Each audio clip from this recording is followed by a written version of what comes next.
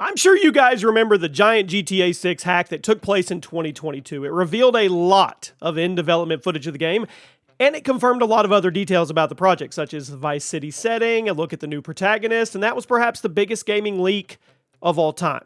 It led to Rockstar and Take-Two lawyering up, going after the actual hacker, who was just a teenager with some computer knowledge. Now, the trial has begun, and in the process, a lot of new information about the hack has actually come out. And today, we're going over all of it. Strap in. It's going to be a wild story, and it's surely going to be one that is remembered for the rest of gaming history. Seriously, every major gaming company should be beefing up their security after this, especially after you hear the new details that have come out, how this hacker did what they did.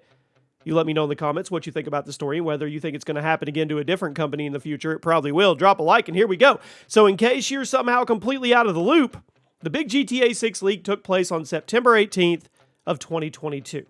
It was almost an hour of in-development footage anonymously published on GTA forums by someone simply known as TipoTuber Hacker. Now, the videos were later confirmed to be roughly a year old, and they showed a lot of unconfirmed elements of the game, such as the fact that it was set in modern day, bringing us back to Vice City. The two main characters are named Jason and Lucia. There was a bunch of stuff. A bunch of gameplay elements confirmed, like stealth elements, the ability to go prone, light RPG elements, and a lot more. The leak also seemed to confirm that a PC version of GTA 6 is in development, as evidenced by some of the game code in the leak, which was pretty big news to PC players who were expecting to wait a year or two after the game launched to get their hands on it.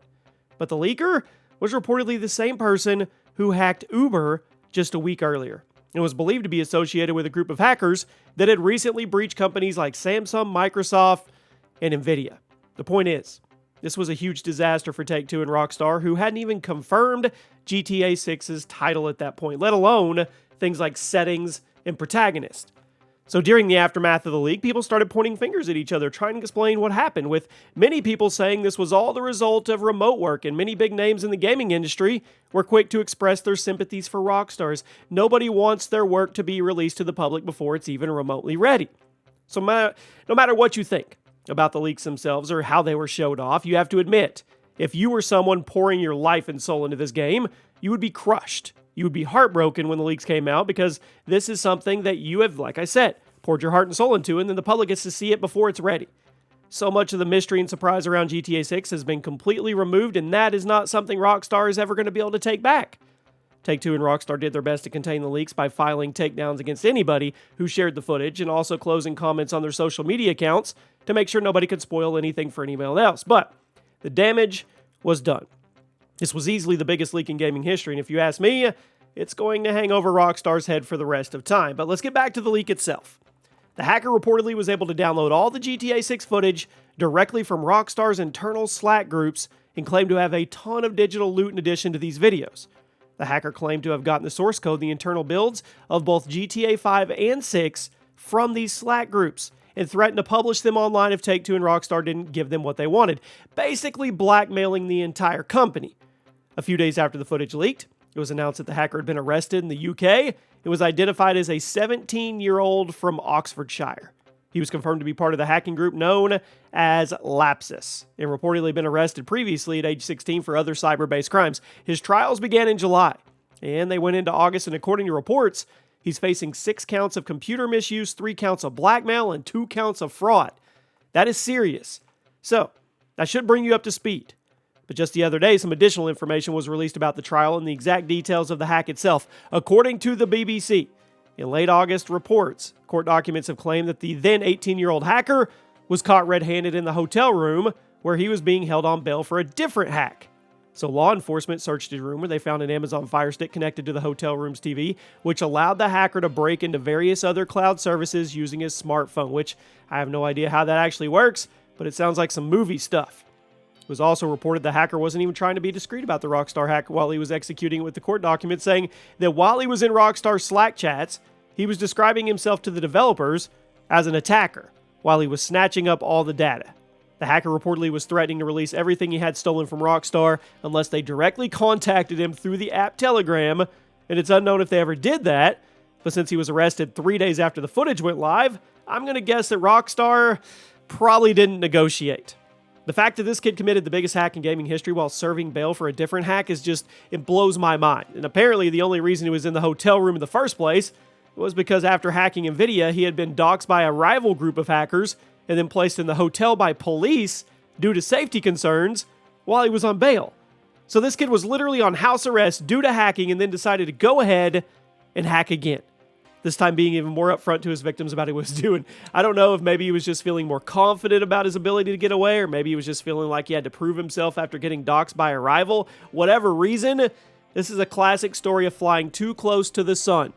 You hacked a major company, you got exposed, you got caught, and then thought you were good enough to hack an even bigger company while you were literally on lockdown for the first hack. It's not that definition of overconfidence. I don't know what it is. I mean, honestly, to me, it's a definition of stupidity, but whatever. Due to all the hacking drama, Rockstar had been understandably reluctant to release any official information about GTA 6, much to the dismay of you and me.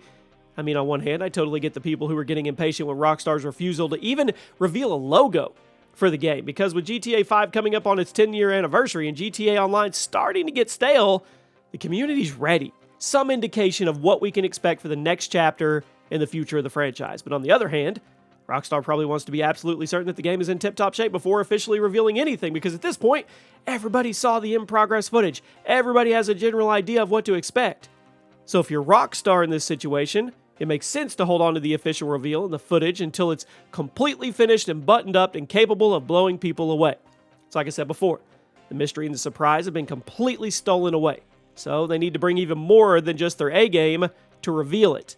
There's no benefit of the doubt with this game anymore, and a lot of the hype has been derailed because of so many details that have been common knowledge. Let me take that back. The hype isn't derailed. This is the most hyped game in gaming history, but you guys know what I mean. Even if you didn't get to see the footage, you know the game is set in Vice City, you know the game is set in present day, you know the game has a male and a female protagonist, so on and so forth. The hack was devastating to GTA 6 and Rockstar and Take-Two.